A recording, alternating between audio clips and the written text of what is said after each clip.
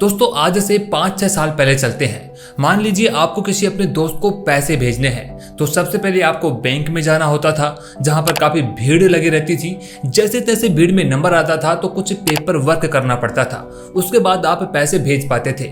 ऐसे ही पैसे निकलवाने की बात हो तो या तो एटीएम में जाओ जो कई बार आउट ऑफ सर्विस रहता था, या उसमें पैसे नहीं मिलते थे तो फिर दोबारा से बैंक की लाइन में लगना पड़ता था। ऐसे ही किसी चेक का पेमेंट रिसीव करने के लिए हमें उसी बैंक की ब्रांच में जाना पड़ता था जिस बैंक का वो चेक है।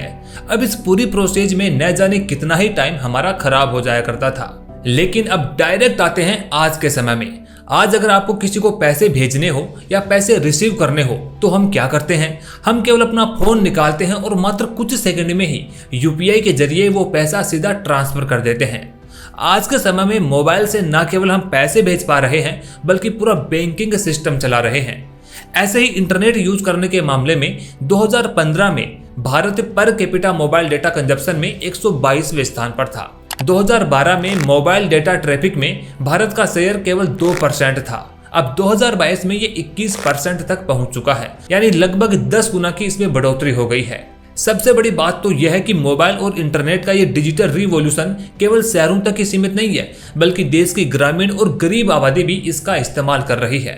देश में हुए इस डिजिटल ट्रांसफॉर्मेशन ने भारत की अर्थव्यवस्था को आज $3.5 ट्रिलियन से भी अधिक पहुंचाकर दुनिया की 5वीं सबसे बड़ी अर्थव्यवस्था बना दिया है। आज अमेरिका और यूरोप के काफी देश महंगाई और रिसेशन को लेकर टेंशन में हैं, लेकिन भारत में पिछले एक दशक में हुए रिवॉल्यूशन ने आज उसको इमर्जिंग इकोनॉमी में सबसे ऊपर लाकर खड़ा कर दिया है। इस समय कई यूरोपियन देशों की जीडीपी जहां नेगेटिव में जा रही है, वहीं 2022-23 में भारत की ग्रोथ रेट 7.2% की रही है।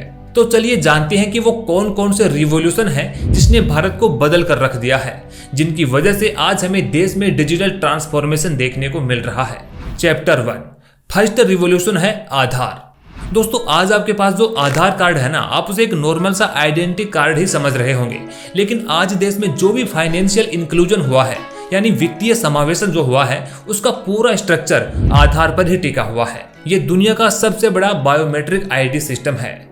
आधार के आने से पहले लोगों के पास अपनी खुद की कोई आइडेंटिटी नहीं होती थी जहां वो अपने आप को प्रूव कर सके। सबसे ज्यादा परेशानी उन माइग्रेंट वर्कर्स को आती थी जो दूसरे शहरों में या दूसरे स्टेट में जाकर काम करते थे, लेकिन आधार ने उनको एक पहचान दिलाई। अब वो दूसरे स्टेट में जाकर अपना बैंक अकाउंट भी खुलवा सकते हैं और नई मोबाइल फोन की सिम भी खरीद सकते हैं।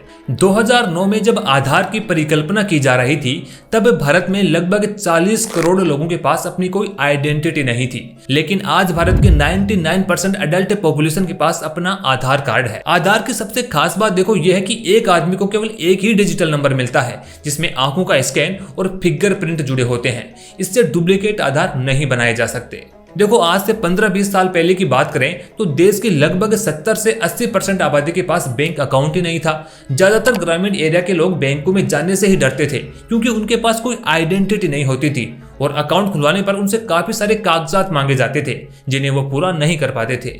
लेकिन आधार आने के बाद जो सबसे पहला काम किया गया वो था जन धन बैंक अकाउंट, जिसमें आधार से कुछ ही मिनटों में बैंक अकाउंट को सेटअप किया जा सकता है। आज देश के 80% लोगों के पास अपना खुद का बैंक अकाउंट है, बल्कि आज तो कई बैंक मित्र भी खुल चुके हैं जो घर घर जाकर बैंक अकाउंट खोलने की सुविधा देते हैं। अब देखो इसमें भी दो चीजें ऐसी हुई जिससे ये इतना सक्सेसफुल हो गया। पहली तो यह कि इसमें एक गरीब से गरीब आदमी भी अपना अकाउंट खुलवा सकता था क्योंकि ये फ्री ऑफ कॉस्ट था और जीरो अकाउंट बैलेंस में ही खुल सकता है। दूसरी चीज ये कि इसमें लोगों को फ्री में रुपए डेबिट कार्ड भी प्रोवाइड करवाए गए, यानी अब उन्हें लेन देन करने के लिए बार बार बैंक में नहीं जाना पड़ेगा, बल्कि वो एटीएम से या मोबाइल से ही डिजिटल लेन देन कर सकते हैं। इसका सबसे बड़ा फायदा डीबीटी यानी कि डायरेक्ट बेनिफिट ट्रांसफर योजना में मिला। पहले बैंक अकाउंट नहीं होने की वजह से नुकसान ये था कि गवर्नमेंट की किसी भी स्कीम्स का लोगों तक पूरा बेनिफिट नहीं पहुंच पा रहा था। सब्सिडीज का पैसा पूरा करप्शन में डूब रहा था, लेकिन आज गवर्नमेंट का लोगों तक डायरेक्ट एक्सेस है। अगर वो ₹1 जारी करते हैं तो पूरा ₹1 सीधे उनके बैंक अकाउंट में पहुंच रहा है और इसमें बिचौलियों का झंझट पूरी तरीके से खत्म हो गया है। यहाँ तक कि भारत की डायरेक्ट बेनिफिट ट्रांसफर स्कीम की तारीफ तो खुद IMF ने भी की है और कहा है कि ये एक ऐसा लॉजिस्टिक मार्वल है जिससे पूरी दुनिया को सीख लेनी चाहिए। आज आधार से एंटरप्रेन्योर्स अपना पूरा बिजनेस खड़ा कर सकते हैं। आधार से होम लोन, पर्सनल लोन, हर प्रकार की फाइनेंशियल जरूरत पूरी हो रही है। आधार को आप इन 3 बिल्डिंग ब्लॉक से समझ सकते हैं, जिसमें एक ब्लॉक है पेमेंट लेयर का। यानी आज हर प्रकार का जो पेमेंट है, चाहे वो यूपीआई से पेमेंट हो रहा हो, आधार पेमेंट ब्रिज हो या आधार इनेबल्ड पेमेंट सर्विसेज हो, वो सभी आधार से ही चल रहे हैं। दूसरा ब्लॉक है डेटा लेयर। 12 डिजिट के आधार नंबर में हमारा पूरा डेटा इकट्ठा रहता है। किसी भी प्रकार के सर्टिफिकेट और कागजात को हमें फिजिकल साथ लेकर घूमने की जरूरत नहीं होती है। डिजिटल लॉकर में हम अपने डाटा को स्टोर कर सकते हैं। तीसरा ब्लॉक है आइडेंटिटी लेयर। अब आपके पास अपनी एक आइडेंटिटी है तो आप प्रूव कर सकते हैं कि आप कौन है। फोन से ही डिजिटल ई-केवाईसी या ई साइन कर सकते हैं। अब देखो, किसी भी स्कीम्स का पूरा फायदा तब मिलता है जब उससे ग्रामीण एरिया के लोग भी जुड़ जाते हैं। अब ग्रामीण भारत को भी इससे जोड़ने के लिए सरकार ने जेम ट्रिनिटी को शुरू किया। जेम यानी जनधन अकाउंट, आधार और मोबाइल नंबर। जब ये तीनों आपस में लिंक हो जाते हैं तो सरकार को अपनी स्कीम्स चलाने के लिए काफी बेनिफिट होता है। पहला तो ये कि बैंक अकाउंट्स का सीधा यूनिवर्सल एक्सेस मिलता है और आधार बायोमेट्रिक से आइडेंटिफाई किया जा सकता है कि किसे बेनिफिट मिल रहा है, कहीं कोई डुप्लीकेट तो नहीं बना हुआ है, और मोबाइल नंबर से आसानी से केवाईसी कंप्लीट की जा सकती है। अब बात करते हैं दूसरे रिवॉल्यूशन की, चैप्टर 2। तो दोस्तों, दूसरा है डिजिटल रिवॉल्यूशन। देखो, आज भारत की जनसंख्या 140 करोड़ के तकरीबन पहुंच चुकी है। अब इतनी बड़ी आबादी में कोई भी सिस्टम शुरू करने जाएंगे तो इसके लिए बड़ा इंफ्रास्ट्रक्चर तैयार करना पड़ेगा। बिना सस्ते इंटरनेट के इंडिया को डिजिटल करना संभव नहीं था। अब इसके लिए जरूरत थी कि टेलीकॉम सेक्टर को और डेवलप किया जाए। अब इसमें सबसे बड़ा हाथ रहा मुकेश अंबानी का, जिन्होंने इस मार्केट में पैर रखकर पूरे टेलीकॉम सेक्टर को ही चेंज करके रख दिया। जिस टेलीकॉम सेक्टर में कुछ कंपनियों ने अपनी मोनोपोली जमा कर रखी थी, वहां मुकेश अंबानी ने पूरे $46 बिलियन का दाम लगाया। जियो को लॉन्च करते ही उन्होंने कहा कि हम आपको फ्री में 4G इंटरनेट और फ्री कॉलिंग देंगे। और जियो के इस एक कदम की वजह से ना बाकी की दूसरी कंपनियों को भी अपना इंटरनेट डेटा सस्ता करना पड़ा। जियो के मार्केट में आने से पहले 2015 में 1 GB डेटा की रेट लगभग 200 रुपए से ऊपर थी, लेकिन 2016 में जियो लॉन्च होने के बाद ये रेट 10 रुपए तक आ गई। जहां 2015 में देश में 53 करोड़ इंटरनेट यूजर थे, लेकिन आज चाइना के बाद भारत में सबसे ज्यादा लगभग 70 करोड़ इंटरनेट यूजर हैं। डिजिटल रिवॉल्यूशन का सबसे बड़ा एग्जाम्पल है यूपीआई। इसे 2016 में लॉन्च किया गया था। रियल टाइम ट्रांजैक्शन में इसने दुनिया भर में अपनी सफलता के झंडे गाड़ दिए हैं। डिजिटल पेमेंट ट्रांजैक्शन में पूरी दुनिया में अकेले भारत का शेयर आज लगभग 50% का है और अब तो ये धीरे धीरे ग्लोबल लेवल पर भी पहुंच रहा है। इसके अलावा डिजिटल रिवॉल्यूशन में एक दूसरा हाथ सस्ते स्मार्टफोन का भी रहा है। हालांकि ये बात अलग है कि ज्यादातर फोन चाइनीज कंपनियों के थे, लेकिन इनके रेट एक आम आदमी के बजट में फिट हो रही थी, तो यहीं से इसको एक बड़ा बूस्ट मिला।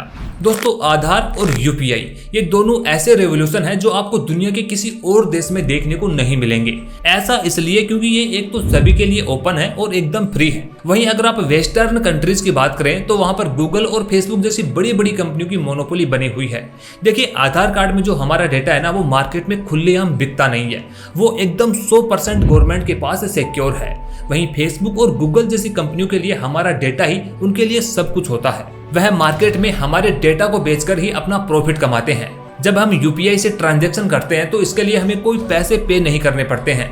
वहीं अगर हम वेस्टर्न कंट्रीज की ओर देखें तो वहां पर बड़ी बड़ी कॉर्पोरेशन कंपनीज इसी प्रकार की सुविधाओं को देने के लिए कमीशन काटती हैं। अब दोस्तों, बात करते हैं तीसरे रेवोल्यूशन की, चैप्टर 3। तीसरा रेवोल्यूशन है इंफ्रास्ट्रक्चर।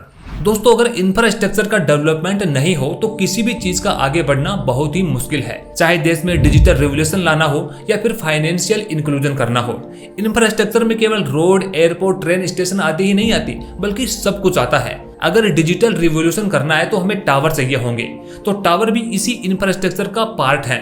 अगर देश भर में इंटरनेट कनेक्शन पहुंचाना है तो उसके लिए ऑप्टिकल फाइबर केबल बिछानी पड़ेगी, तो वो भी इंफ्रास्ट्रक्चर का ही पार्ट आता है। अब इंफ्रास्ट्रक्चर ऐसी चीज है जिस पर सबसे ज्यादा पैसे खर्च करने पड़ते हैं, तो चलिए देखते हैं कि गवर्नमेंट इस पर कितने पैसे खर्च कर रही है। अब इसके लिए हमें ये देखना होगा कि पिछले कुछ सालों में सरकार जीडीपी का कितना एलोकेशन इंफ्रा पर खर्च कर रही थी। तो 2014 में ये जीडीपी का 1.7% था, वहीं 2022 तेईस में ये बढ़कर 2.9% तक पहुंच गया है। अगर पिछले 2-3 सालों में सरकार का कैपिटल एक्सपेंडिचर पर खर्चा देखें तो लगातार बढ़ रहा है। 2020-21 में 4.3 लाख करोड़ से बढ़कर इस साल में 10 लाख करोड़ पर पहुंच गया है, जो जीडीपी का 3.3% है। अब इसका असर कई गुना होकर आज हमें देखने को मिल रहा है। Expressway, highways, airports, railway station में इजाफा हुआ है। ऐसे कई प्रोजेक्ट्स हैं जिससे इंफ्रास्ट्रक्चर को बूस्ट मिल रहा है, जैसे कि उड़ान स्कीम। इस प्रोजेक्ट की शुरुआत 2016 में की गई थी। इसमें 2024 तक देश में 100 नए एयरपोर्ट्स को डेवलप करने का टारगेट रखा गया है और अभी काफी सारे एयरपोर्ट्स इससे बनाए भी जा चुके हैं। दूसरा है भारतमाला प्रोजेक्ट। इस प्रोजेक्ट को 2015 में शुरू किया गया था और ये एक नेशनल हाईवे डेवलपमेंट प्रोग्राम है जिसमें पोर्ट्स, हाईवेज और नेशनल कॉरिडोर्स का डेवलपमेंट किया जा रहा है। इस प्रोजेक्ट में अब तक देश में 50,000 किलोमीटर नेशनल हाईवेज बनाए गए हैं। सरकार के ऑफिशियल डाटा के अनुसार आज 30 किलोमीटर डेली सड़क बन रही है। वहीं 10 साल पहले तक देश में केवल 12 किलोमीटर सड़क ही डेली की बन रही थी। अब इस पूरे प्रोजेक्ट में लगभग 10 लाख करोड़ रुपए खर्च करने का अनुमान है। ऐसे ही सागरमाला प्रोजेक्ट है जिसे भी 2015 में ही चालू किया गया था। इसमें पुराने पोर्ट्स के मॉडर्नाइजेशन के साथ ही नए पोर्ट्स विकसित किए जा रहे हैं।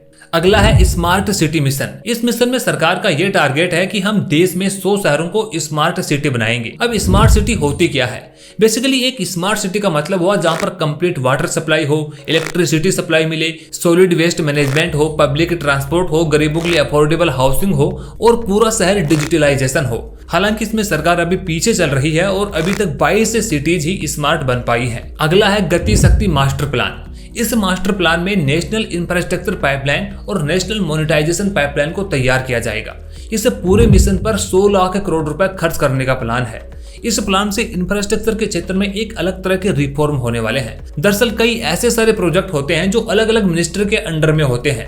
जैसे कि मान लीजिए कोई नई सड़क बन रही है जिसे रोड एंड हाईवे मिनिस्ट्री बना रही है और बना करके कंप्लीट कर दिया है, लेकिन कुछ समय के बाद ही टेलीकॉम मिनिस्ट्री वहां से एक ऑप्टिकल फाइबर केबल बिछा रही है।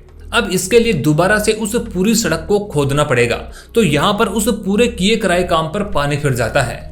तो इस प्रोजेक्ट का मेन टारगेट यही है कि सभी मंत्रालयों में सही तालमेल बैठाकर उनको एक सही दिशा प्रदान की जाए। इसमें सरकार के 16 मंत्रालयों को एक प्लेटफॉर्म पर लाया गया है जिसमें railway, road and highways, petroleum and gas, telecom, power, shipping और एवियन जैसी मिनिस्ट्री शामिल है। अब दोस्तों आपसे एक सवाल है, क्या इन 3 रिवोल्यूशन से वाकई में देश में कोई फर्क पड़ा है?